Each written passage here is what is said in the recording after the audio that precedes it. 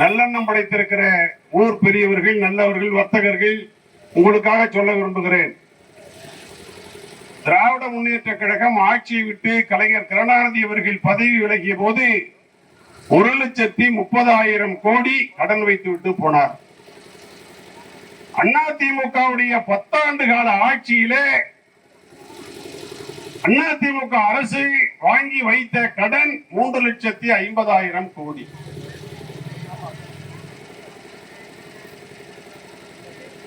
$3,20,000 கோடி,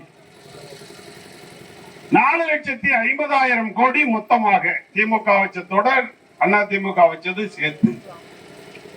இன்றைக்கு ஸ்டாலின் அரசு 4 ஆண்டுகள் பூர்த்தியாவதற்கு முன்பாகவே இந்த அரசு வைத்திருக்கிற கடன் 4 லட்சம் கோடி,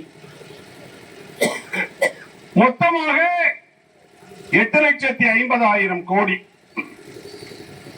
8,50,000 கோடி ரூபாயை கடனாக வைத்திருக்கிறதே ஸ்டாலின் அரசு.